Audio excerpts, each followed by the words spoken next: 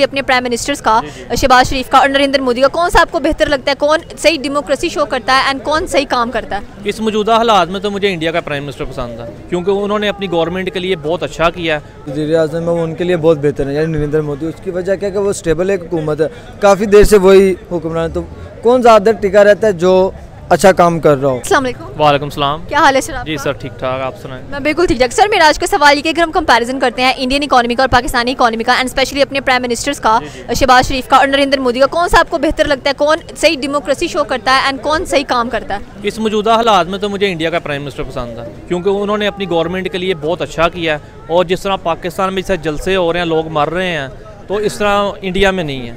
उन्होंने अपना जो सिस्टम है वो बहुत अच्छा रखा हुआ।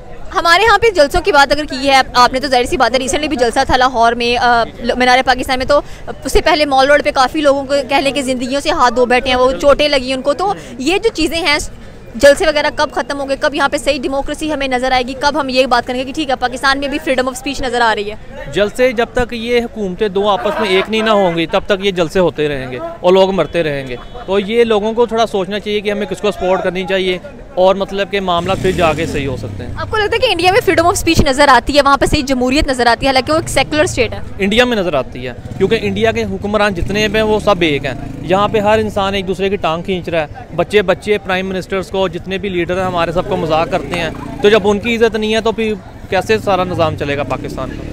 अभी रिसेंटली नरेंद्र मोदी ने एक ट्वीट किया था जिसके ऊपर उन्होंने ये कहा कि हम एक यहाँ पर मिसाइल लॉन्च कर रहे हैं, और जो पाकिस्तानी प्राइम मिनिस्टर है वो जाके चेक कर रहा है कि कितने लोग लाइनों में खड़े हैं आटा लेने के लिए। तो ये क्या कहना चाहते हैं कि हमारे यहाँ इतनी गुर्बत छा गई है कि उनको शर्म नहीं आ रही है कि चलिए लाइनें देखने गए हैं स्पेशल, ये नहीं कि उनको कोई सहूलत फराहम कर दें। जहाँ तक आटे की बात है ना, ये सिर्फ गुर्बत का मसला है। अगर हमारी हुकूमत जैसे यूरोप कंट्रीज़ हैं या इंडिया है, इसके अलावा जितनी भी कंट्रीज़ हैं, वो अपने जितने भी लोग हैं उनको सपोर्ट करते हैं, तो यहाँ पाकिस्तान पर ऐसा कुछ भी नहीं है। 2,000 इन्होंने लॉन्च किया था देना शुरू, तो उससे 2,000 से क्या बनेगा? तो जब गुर्बत होगी तो आटे के पीछे लोग मरेंगे।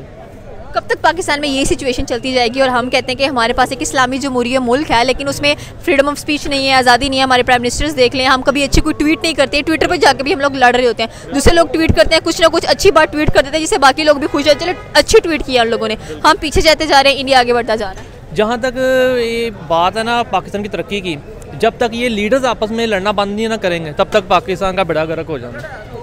Thank you so much. अस्सलाम वालेकुम। वालेकुम सलाम। क्या हाल है सर आपका? ठीक, अल्लाह का। मैं बिल्कुल ठीक ठाक। सर मेरा आज का सवाल ये कि अगर हम कंपैरिजन करते हैं पाकिस्तानी इकोनॉमी का और इंडियन इकोनॉमी का, और अगर बात करते हैं प्राइम मिनिस्टर नरेंद्र मोदी की और हमारे अपने शहबाज शरीफ की, तो कौन बेहतर लगा आपको? किसका टेन्योर ज़्यादा अच्छा गुजरा है और किसने अपने मुल्क में बहुत तरक्की करवाई है? टीन्योर तो अगर इमरान खान इसका शहबाज शरीफ का देखें तो हमारा थोड़ा सा टीन्योर है, अभी साल अंदाज़ा नहीं लगा सकते कि क्या। और अगर माजी उनका देख लें तो उनका माजी एक ठीक रहा है, पंजाब के बड़े अच्छे एडमिनिस्ट्रेटर रहे हैं। तो इकॉनमी इंडिया की अच्छी है, वो मुख्तलिफ फैक्टर्स हैं, इस बुनियाद पर उनकी इकॉनमी ज़्यादा अच्छी है। उनकी इकॉनमी बेहतर है क्योंकि उनके पॉलिटिकल स्टेबिलिटी बहुत ज़्यादा नज़र आती है हम लोगों को, और वहाँ पर पॉलिटिकल स्टेबिलिटी जब नज़र आती है तो वो नरेंद्र मोदी की वजह से नज़र आती है।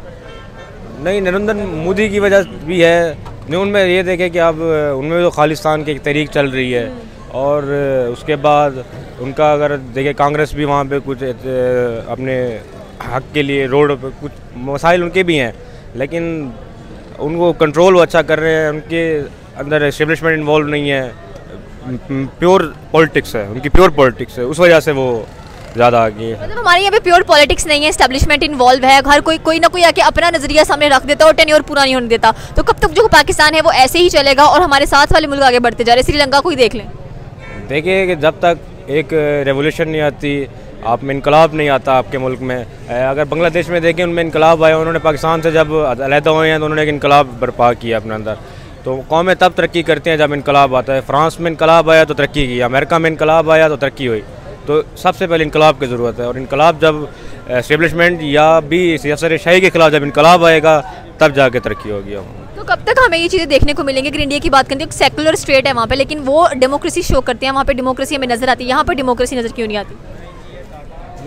डेमोक्रेसी तो लोगों के लिए होती है ना कि लोग हर चीज़ में लोग इन्वॉल्व हैं, वो बेहतरीन ज़िंदगी गुजारेंगे तो ही हमारी जो पॉलिटिक्स हैं वो ठीक चल रही हैं। जब लोग ही सेटिस्फाइड नहीं है, लोग ही खुश नहीं है, तो फिर वो डेमोक्रेसी किस बात की है?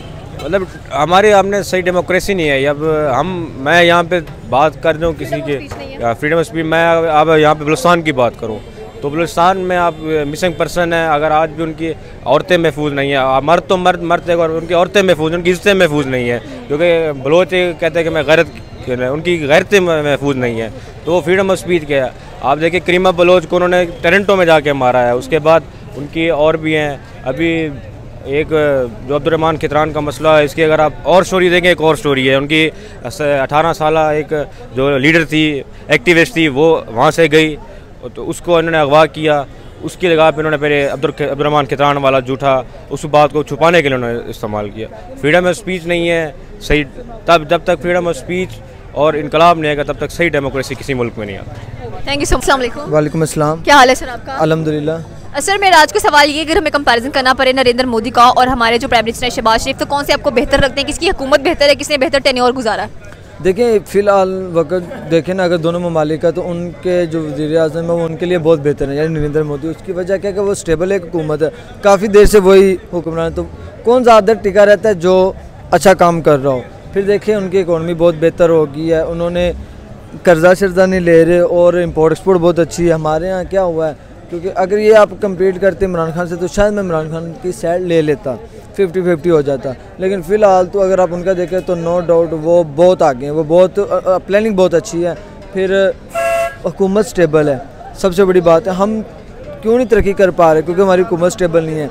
फिर तीसरी चीज़ है कि जब पब्लिक आपके वज़ीर-ए-आज़म पर यकीन करती है ना, ये बहुत बड़ी बात होती है। हमारी पब्लिक को हमारे प्राइम मिनिस्टर पर यकीन नहीं है, उनकी किसी बात पर बिलीव नहीं है। अब देखें वो तुर्की और शाम में जो मसले हुए थे उसके लिए फ़ंड इकट्ठा करने लगे हैं, लेकिन किसी ने फ़ंड नहीं दिया। क्यों नहीं दिया? क्योंकि जब यकीन नहीं होता तो फ़ंड नहीं देते, फिर वहाँ आपका साथ नहीं देती। तो यही वजह है कि उनकी जो पब्लिक है वो भी पूरा साथ देती है, क्योंकि वो एक प्रोमिसिंग कंट्री बन चुकी है। उनके दूसरी कंट्रीज़ के साथ फिर दूसरी कंट्री उन पर पैसा लगाती है, क्योंकि उनको पता है एक वज़ीर-ए-आज़म हमने इसी से डील करनी है।